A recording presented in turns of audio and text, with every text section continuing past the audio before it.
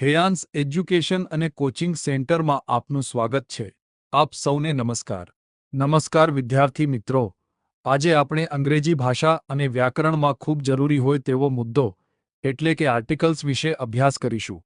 તો વિદ્યાર્થી મિત્રો, શું તમે જાણો છો આર્ટિકલ્સ કોને કહેવાય?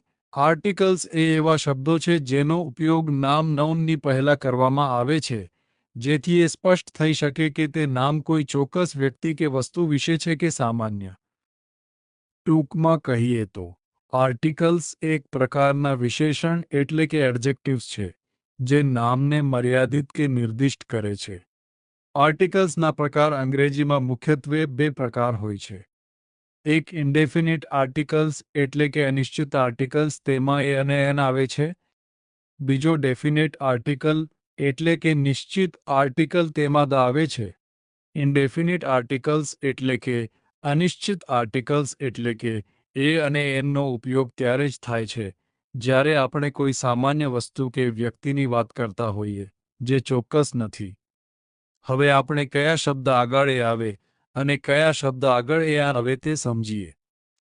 આર્ટિકલનો ઉપયોગ જ્યારે કોઈ શબ્દનો ઉચ્ચાર વ્યંજન એટલે કે કોન્સોનન્ટ સાઉન્ડથી શરૂ થતો હોય ત્યારે તેની આગળ લાગે છે।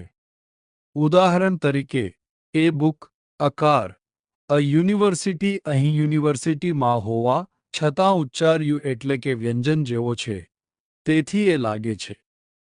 જ્યારે એન એ સ્વર એટલે કે વોવેલ સાઉન્ડ અર્થાત એ ઈ આઈ ઓ યુ એટલે કે આઈ એ ઓથી શરૂ થતા ઉચ્ચારવાળા શબ્દો આગળ લાગે છે।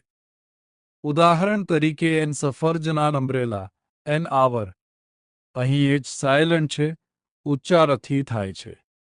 તો હવે આપણે નેક્સ્ટ આર્ટિકલ દ વિશે અભ્યાસ કરીશું। આર્ટિકલ દીનો ઉપયોગ ત્યારે જ થાય છે જ્યારે આપણે કોઈ ચોક્કસ કે નિશ્ચિત વસ્તુ કે વ્યક્તિ વિશે વાત કરતા હોઈએ। જેમ કે નિયમ 1, જ્યારે આપણે કોઈ વસ્તુનો બીજી વાર ઉલ્લેખ કરીએ, દાખલા તરીકે I saw a dog, the dog was hungry, અહીં તમે જોઈ શકો છો કે પહેલું વાક્ય ડોગ વિશે છે અને પછી તરત જ બીજું વાક્ય પણ ડોગ સાથે જ સંબંધિત છે।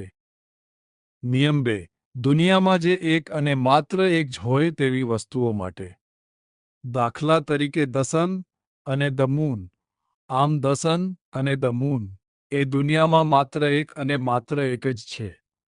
નિયમ 3, નદી, સમુદ્ર, પર્વતમાળા કે ધાર્મિક ગ્રંથોના નામ સાથે પણ દી આવે, દાખલા તરીકે ધ ગંગા, ધ રામાયણા।